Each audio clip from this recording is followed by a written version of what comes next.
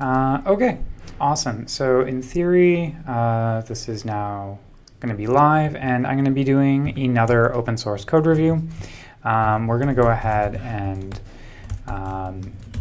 cover sort of the normal parts of how we find the PRs again to review, and then we'll also dig into some of the PRs. I'm going to start with the Spark pull requests board here. And this is just because Spark is a very big project. It has a lot of different areas that are active in, and there are only some that I care about, and there is an even smaller set which I am qualified to review. For example, if I was trying to review this Kubernetes change, that would probably not be very useful. I could probably provide some input on style or other issues like that, and sometimes one of the things that I'll do when I don't know an area but I do want to understand it better is I'll jump in on some code reviews. But as a committer, one of my jobs is to try and actually move things along. So we're going to go ahead and jump into the Python area, and I just accidentally switched it into sorted by title, which is not what I want. Okay. And so we can see how recently the PR was updated. This is useful because the GitHub view normally defaults to something else. Now, I'm not just going to go in and review. Normally, I would pick probably, this looks like a really nice one to review, but because I'm doing it live and I might say things, I'm going to stick to the people who have explicitly opted in to having me review their pull requests on air. If you're okay with that, let me know, and then I can review yours as well. But let's start with Brian's here. Which is add default param checks for account vectorized model. And this is actually a follow-up pull request to the pull request which we merged last time. So let's go and take a look. I'm actually going to see here. Okay, add test for default params. That looks like it's working. Okay, so this is required that the param maxdf be added, which was done. Oh, this is lovely. Okay. So this is nice. And this is just, let's actually, okay. So there's a Jira associated with it. So we're going to go into the Jira because there's not as much information as I was hoping in the pull request. So let's go and take a look at this really quickly. And it says PySpark account vectorized model should be able to construct from vocabulary list. I don't actually think this is the right Jira number. Well, could it be a follow-up or should it be a separate Jira? Let's go back to the description of the change. So adding tests for default parameters. This requires that the param maxdf. Oh, okay, this was just blocked on this change. So we're going to go ahead and double check that this change that it was blocked on has actually been integrated. So let's see what branch I'm in here. Actually, this is a thing that I'll come back to. It's one of my own PRs, which I need to update with comments that I've gotten from some other folks over the week while I've been traveling. So I'm gonna get stashed this, and we'll come back to it later.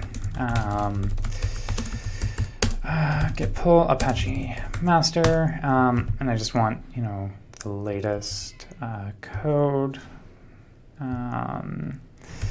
Cool. And so I'm gonna do a git log -p because it says this was fixed in Spark 15009. Oh, this is weird. There's these new line characters are not the ones I would have expected to see committed. So this was Gator Smile, who's also a committer. Whatever. I mean, they're new lines. I'm sure he knows what he's doing. Okay. Construct a model.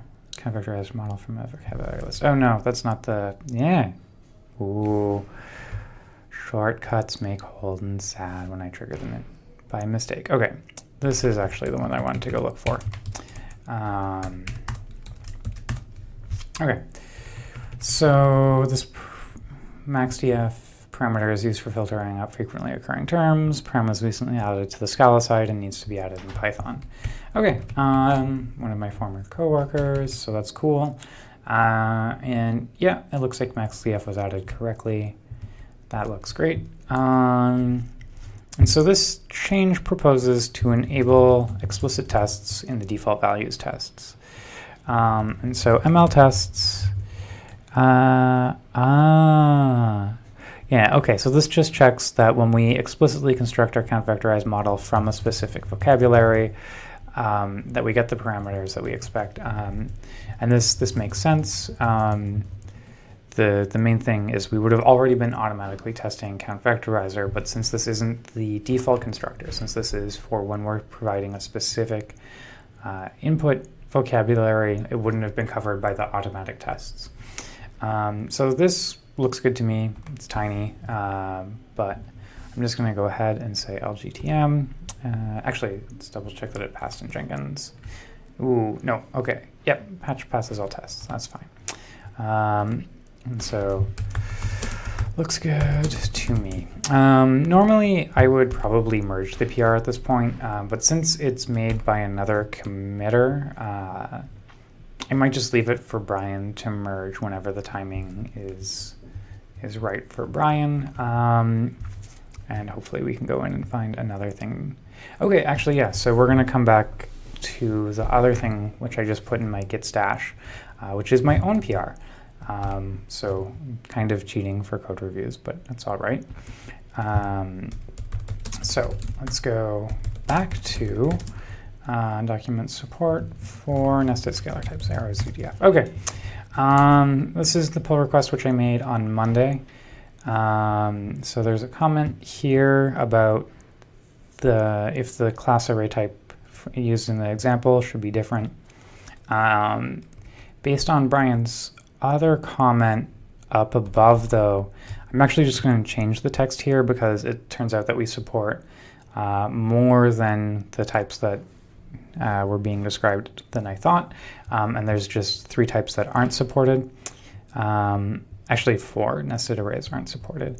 And so it'll be easier to just mention the 4 types which aren't supported rather than listing through a bunch of examples for everything which is. And we can keep the examples in the test files if anyone wants to see them. So I'm going to go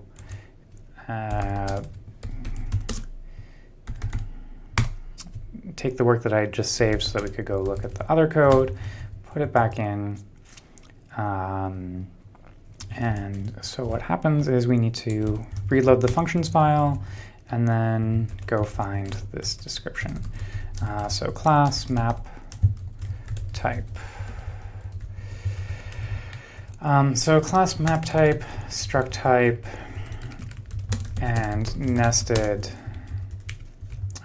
classes of array types are not supported as output types for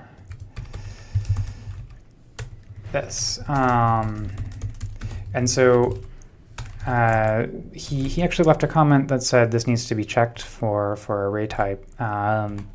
So check nested arrays do not currently work. I'll add an explicit test to check that this fails, and when the test starts passing, we can update the documentation.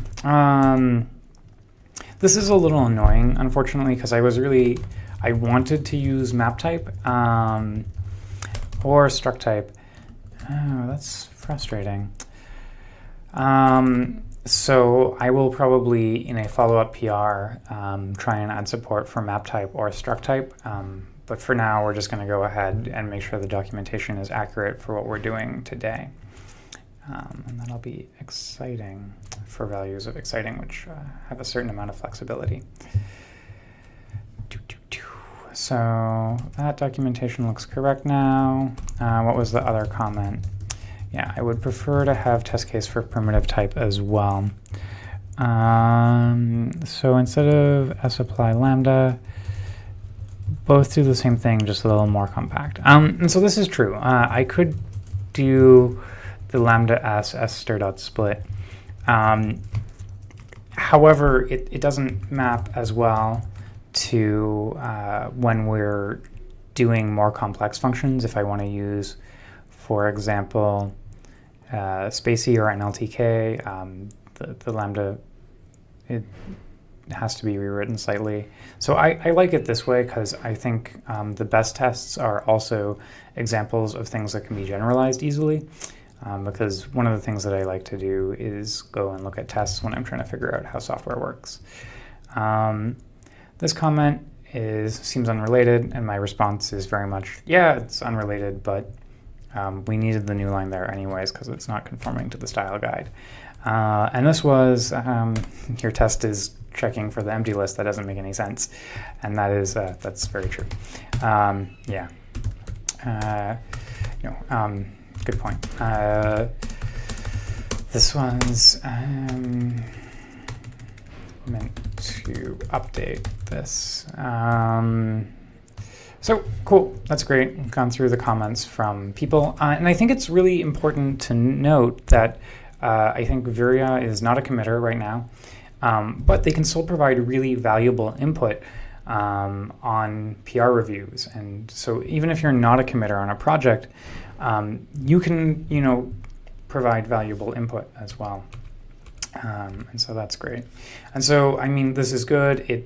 The patch fails PySpark unit test, which is what we would expect because the test that I wrote is kind of junk. And on Monday, I was in a rush when I was writing this.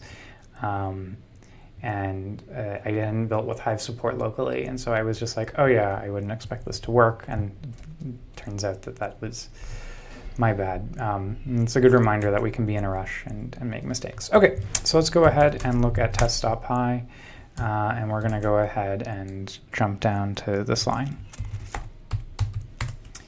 Okay, and it looks like in my Git stash I have updated this, and so this is, actually the results we would expect now, probably. But let's actually run the tests locally this time, and build spt -p. Is it -p hive? I think it's -p hive.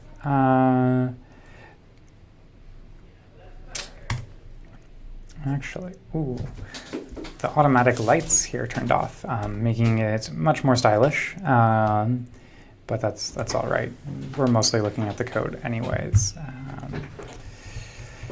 Df select. So actually, before I do a full rebuild, because I'm kind of lazy, I'm gonna just check and see if this was built correctly. Well, I should probably do the rebuild anyways. Yeah. Okay, so we're going to go ahead and do a package, and this will work. While it's running, I'm going to go ahead and update the second test that I said I was going to do, or actually just double check it. So we're asserting that this will raise an arrow type error. I'm going to leave a comment. If we start supporting nested arrays, we should update the documentation in function.py. And that's just so that, we can, once this passes, we can remember to update the docs, because it's a thing which we often forget. And hi, Adam. My old former intern is watching. That's cool. Adam is now much more awesome.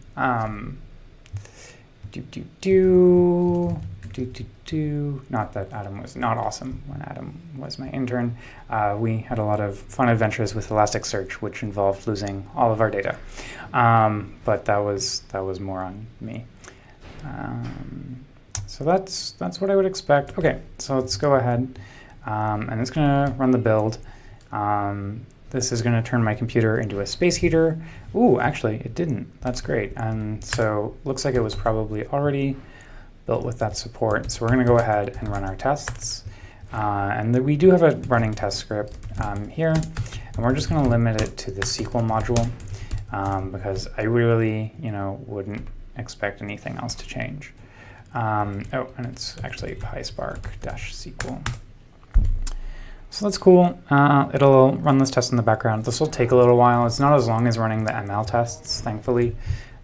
but this could take a little bit. So while that's running, let's go and find another pull request to review.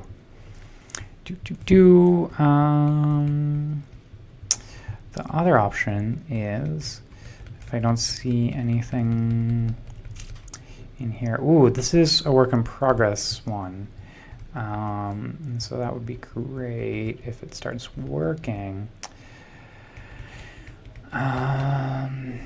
Let's go ahead and take a look at Brian's work in progress. So adding a binary type support for Arrow's Apache Spark, for Arrow in PySpark.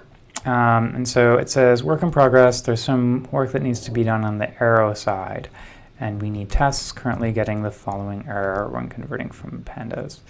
So, okay, it looks like it's blocked on this Jira in Arrow, and they use the same tracking system because they're also an Apache project.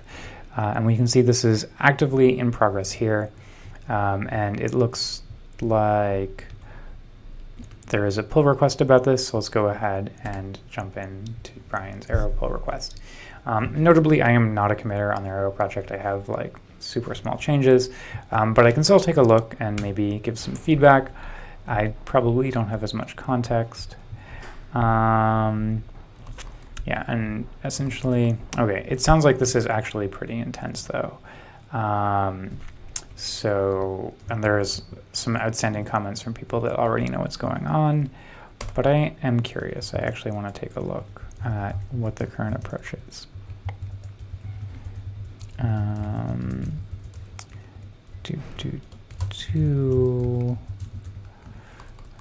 Taking bytes and extracting in other places. It would be good to have, yeah, that seems reasonable. Oh, the size is not an int32. Yeah. Okay. I mean, this is some C code, which is a little out of where I normally spend my time. So I will leave this to other people, and we can go ahead and jump in to another related project, which is Spark Testing Base. Because I have some open pull requests from people there, and sparklingml, I believe. So we're going to go and look at those two related projects. Sparklingml is under the Sparkling Pandas umbrella, and we can go and look at these pull requests. And I mean, sparklingml is useful for me mostly as a way of exposing Python functionality to myself when I'm working in Scala. Ooh, okay, this is exciting. Someone has maybe fixed a bug for me that I didn't want to do. Okay, fixes issue number 42. This PR changes build and package. Oh, cool, yeah. Rockin'. This is exactly what I wanted. We're going to go ahead, jump into files changed, and make sure this looks right. That looks fine. I'm going to double check that it doesn't download Spacey. I would expect this to definitely work. It's possible that it could work by just downloading Spacey always, but I think I have a Python environment with Spacey installed.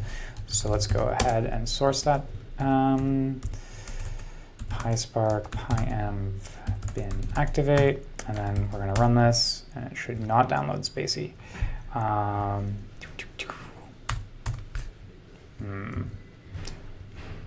It's taking a while. It's taking a while probably because I'm running a test script which is using all of my cores. So that's fine. Okay, looks like it doesn't download Spacey. That's great. Or more specifically, it doesn't download Spacey when it's already installed. This is amazing. Yep. Awesome. So awesome. Thank you so much. So we're gonna, oh no, I don't want a dagger. I want a smiley face. That is emoji. Happy, let's go smile. Okay. So one option is Rebase and Merge, and let's see how many commits there are here. Download Spacey when not needed. Yeah, there's just one, so Rebase and Merge is definitely what I'm going to do. In Spark, we actually do squash and merge, and that just means all of the changes get squashed into a single commit. it's fine. It's just different ways of doing things, but they're all fine. So I also have this other PR that I myself made. Oh, cool. Okay, there's, let's go ahead and do this one. Switch from pep8 to flake8. And this is actually really good because flake8 catches a lot more errors, but we can slowly whitelist the ones that we care about. And so this is great. And so, yeah, we can see that he said it's fine to do in the live stream code review. And so let's go ahead and look at the changes. Yeah, so we swap pep8 for flake8. That makes sense. We have our ignore list. This is unfortunate, but we can fix those slowly over time. Let's actually, though, go and make a GitHub issue so I don't forget, because otherwise I will. So github.com, sparklingml, and let's do that. Super happy, fun times, issues.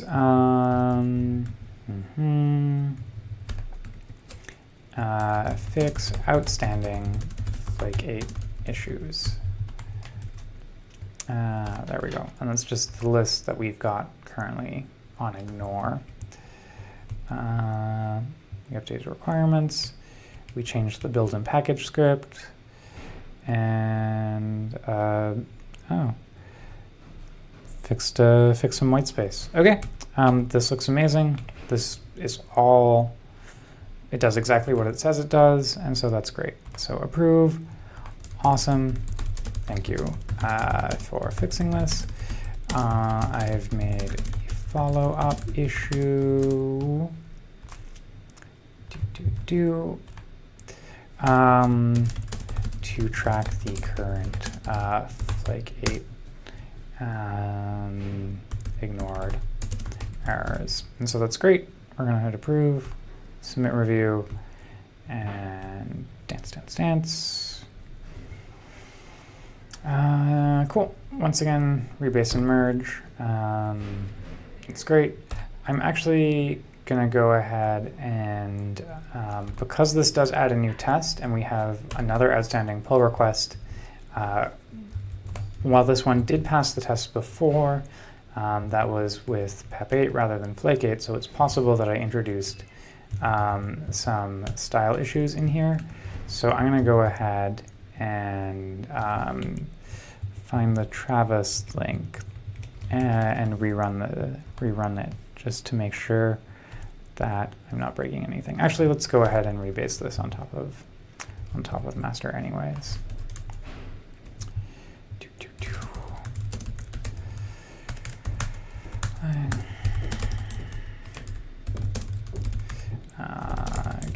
Check out master, git pull, git remotes, git remote, git pull. Yeah,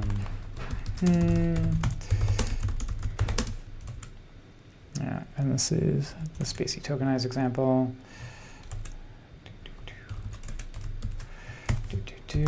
Git Rebase Master. Yeah. Cool. And so we use --force because it was rebased on top, and that's not a great thing to always just do, but it's fine. And so I was going to restart the run, but Travis should probably pick up the new one anyways for me. Yeah, as we can see, it started kicking off all of the tests again. So that's exciting. We can see if this actually works with flake8. I'm going to actually need to install it into the env that I use, unless I already have it here. I know I have it in my beam env, but I might not have it in my PySpark env. Yeah, looks like it's there, but not currently installed, so we're gonna have that. Cool. So that's good. We can see the Python SQL tests are still running, and it kicks them off in parallel. Right now it's only running with Python 2.7, but we could specify a different Python as well to run if we thought there might be different behavior in Python 3. Since the change we're doing is pretty small, though, I'm not expecting that. So that's good. And we're going to go ahead and jump into, Spark testing base. Let's go take a look at the pull requests here. Okay. Opened 15 days ago. Let's see if this has been updated since we last looked at it. Okay, it looks like, yeah, there's some comments. Okay, so I think it can be a little confusing. I'm basically using the same size using the library to generate the number of elements of the RDD.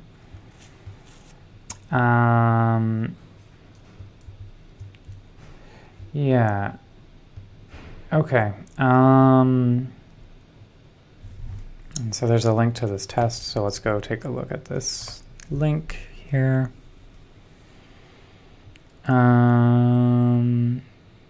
Test RDD size generator nodes.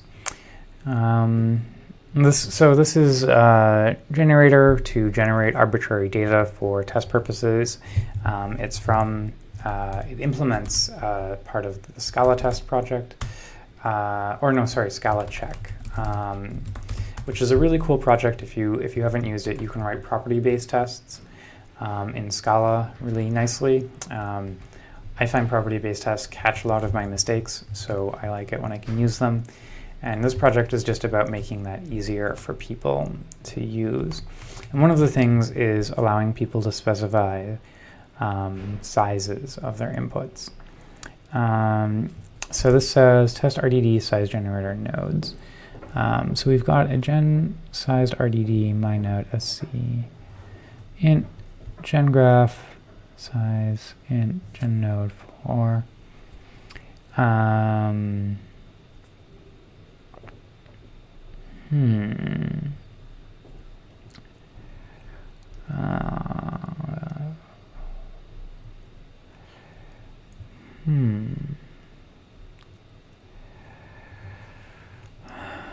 Interesting.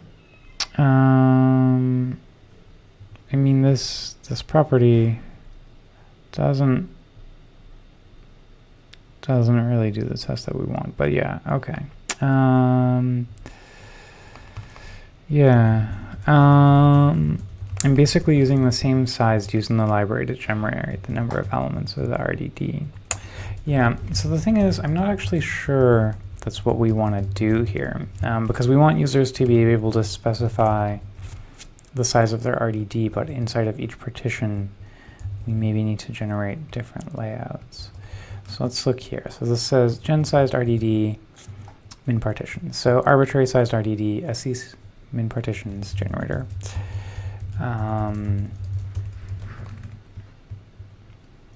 And so if we go down here,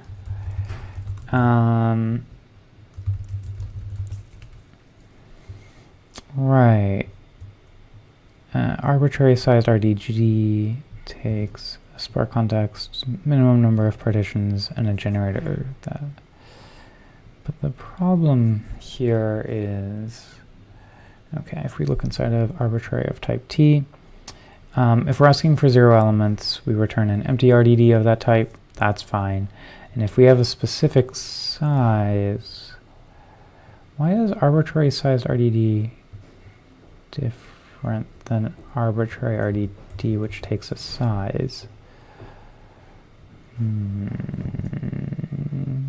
Oh, okay.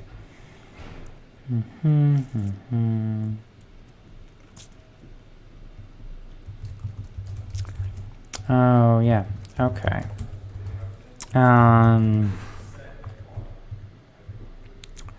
Yeah, so this is what we were using in the old functionality, where we use Spark's random RDG generator, and we can actually go look at it there. Actually, we were already in there. Random RDD generation.scala. This is the example. Sorry, random RDD.scala, and it gives us random number, and we can specify a target size and a target number of partitions.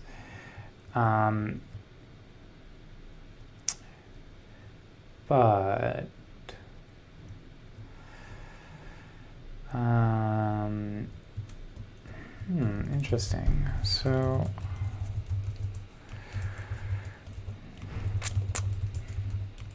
this is fine. One of the things that I want us to be able to do, though, is make sure that we generate an empty partition inside of an otherwise full RDD, because some people's code will have map partitions and it'll assume that every partition has an element, but sometimes, because of how we do our partitioning, we might actually have empty partitions show up, and that's good to be able to catch for people. So I want to make sure we're handling, or at least generating, that case. As well, I want to make sure we're generating the size that people are asking us to.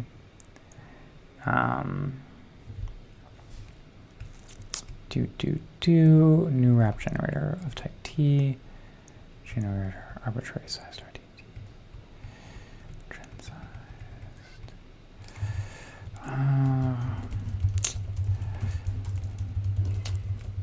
Yeah.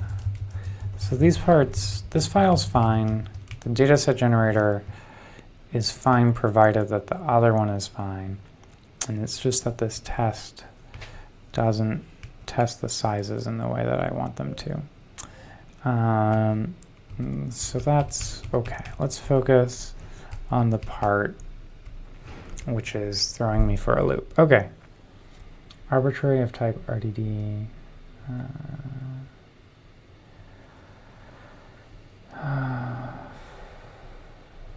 Oh, okay. Yeah, okay, so this is actually just calling into here. That's fine. That's the old code that we had. Special partition sizes. Partition count. Partitions gen. So yield partition count. Do we still generate different partitions? Yeah. Yeah, okay, this looks fine.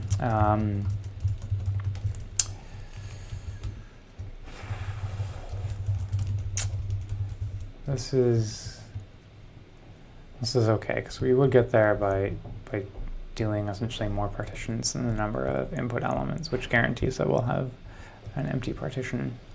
So that's fine. And yeah. Yep, that sounds about right. So we could see that, that I don't know how long that took, but that took a lot of thinking through for what is a one-line response. So reviews can be pretty time-consuming as well, and they maybe don't look like quite as much work as we would expect. So that's great.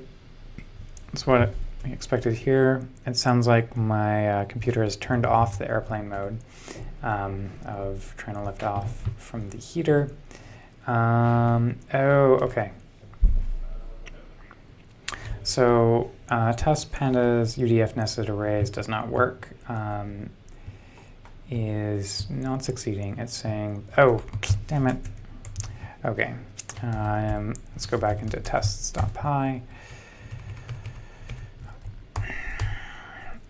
We were doing an incorrect assertion, so we weren't getting the failure where I was expecting, but we don't need that assertion right now anyways. So let's go ahead and rerun that. That'll hopefully be good. Okay. Okay. So that's good. The size generator sounds like it's taken care of. We can see if the new Travis run here succeeded, and it looks like, yep, it did. So we can go ahead and merge this change. So that's great. That's merged. And then fix outstanding flake 8 issues. That's fine. Scala check. We're pretty much done with that one for now. And yeah. Okay. The other one which I'm going to go take a look at is Kyle. Callie said I could review some of his PRs in another project. So we're going to go see if he has anything happening there that we want to review. Oh, yeah. Okay. Right, okay, yes, we didn't lose all of the data, we just lost most of it. Okay, so let's go look in the nteract project and see if his thing was going on. I think it was nteract, but it might have been nteract papermill where he was working.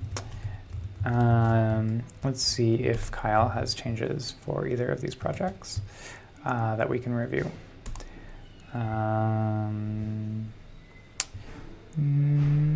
Okay. This is a work in progress. Show new notebooks at tree based on kernel specs. And the other one is allow HTML in Markdown. And so we can open both of those. We can see if he has any changes in papermill. There are no pull requests there, though, so let's not worry about that. Okay. So yeah, work in progress pull requests. This is cool. Show no notebooks at tree based on kernel specs. I like fancy logos. So only part of what he wants to do is done today. So, you know, we could go in and review it, and I might actually just take a quick skim through. Normally you make a work in progress pull request because you're interested in sort of getting some initial feedback. And so, yeah. But this is heavily JavaScript focused, which is a little out of my wheelhouse. So we're going to go over here because at least this one is done. Okay, so index.js. So this is also heavily JavaScript based, which is fine. And yeah, I don't have any of the context to review this one. He does also make Python changes, but it looks like this week we're not in luck to review nteract either. So let's go back to the Spark project and see what else our friends have been working on. Yeah, there's a bunch of these that I would love to review if anyone wanted to sign off on them. But let's go and jump into the machine learning files. Because that is another part of PySpark, which I tend to do some work in. And we can actually see the first pull request that we took a look at today is actually in both of those. It's a Python change and also a machine learning change. And also actually the change from Monday here that I made is here, and it no longer merges. That makes me sad. I should update it so that people actually review my pull request. Because often committers will not bother reviewing a change which doesn't merge. Oh, that's a good point. Okay. Isn't this missing a call to test PMML, right? That's quite possible. Let's go look at the files that we changed on Monday. Cool.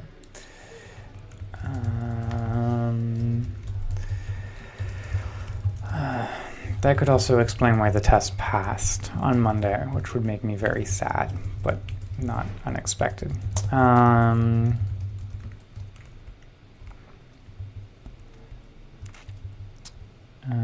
Test PMML export.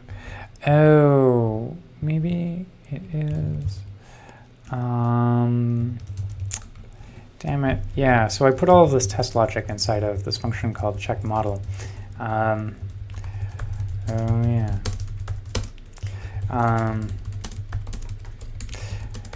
But I forgot to actually call the helper function that we have for testing our PMML tests. So that's bad. But the good news is we can fix that pretty easily. The interesting news is that may or may not reveal some actual failures. So that's cool. There is this question about the output of the Parquet files changing with the class name. And I don't think it does, because my understanding of the Parquet schema is that it's based on the parts that are inside that are auto-generated. Actually, we're saving this with a data frame. Actually, wait. Yeah. Wait. No, this shouldn't change anything. We're saving this with a data frame, and the schema is the same. And so I'm making this assertion that the schema is the same in Spark, so it doesn't matter. But since I'm making that assertion, before I press submit, I should actually make sure that I'm not lying. Works out better that way. Spark-shell. I'm actually going to use...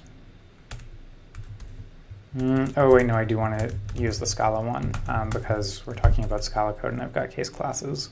So if I did this in PySpark, it wouldn't be equivalent. Okay, cool. Starting, super happy fun times.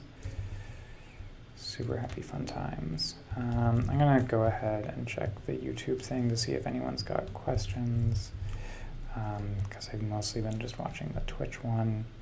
The little restream function isn't working the way that I wanted it to, so this gives me something to do for a second while we start up another Spark context, because those things can take a little bit of time to start. Cool, there are no questions in YouTube either, so that's super fun and simplifies my life. And this is just essentially, we're already running 4 Spark contexts, and my poor little Lenovo X1 Carbon is probably not designed to run 5 Spark contexts, right? Spark contexts are designed to be run on a cluster with a lot more resources than my laptop. Spark session is available as Spark. Yes, it will be as soon as I get a shell. Yay! Okay, so we're going to make the 2 case classes. The new case class is cluster data, so let's go find case class. Cluster class has 2 S's. Case class. It's always makes me kind of sad when the lights turn out in meeting rooms because I'm not moving, because then I feel like I'm being judged by the light sensor for not moving.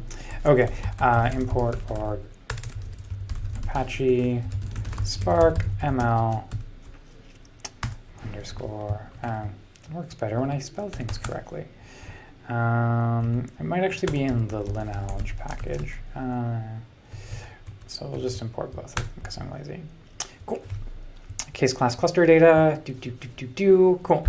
We have one case class of cluster data. We're going to make another case class of data. It's the same stuff. I'm going to copy and paste it from the old one, though, just in case. Super happy fun times. Super happy fun times. Okay. And so we're going to go ahead and make a data frame of these in a similar way to how it's being done in this code here. So we take the Spark session, we call create data frame, and we do this on a list of data, cluster index 0. I don't know, it's vectors.dense or something. Vectors.scala. Vectors.dense 0. Okay, as we can see, despite being a scheme programmer briefly, I still cannot correctly balance brackets. Okay, cool. I've got one data frame. Go ahead and make a second one. And it's going to be cluster data. And then I can go res0.showSchema, res0.schema, and res1.schema. And as we can see, this results in the same schema. So that is great. So we don't actually have to worry about that. See the schema from 1, and the new one,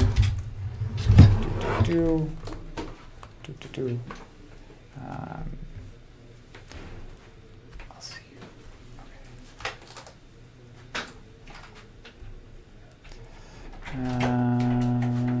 Okay, so there we go. And so this is good.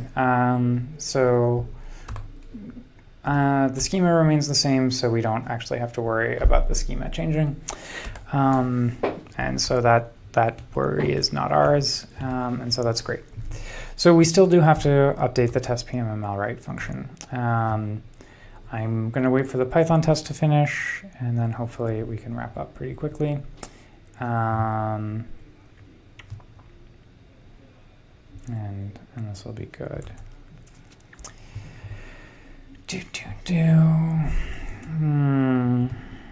Yeah, how are these tests going? Well, yeah, we can update the PR later. There was another. Oh yeah, that one is blocked. This one. So this is the one that we're working on right now.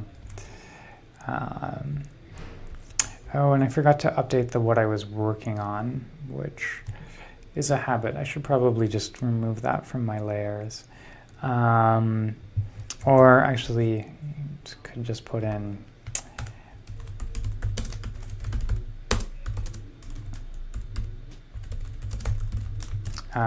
into review info. And then hopefully I'll remember to update review info, but the odds of that happening are pretty low. So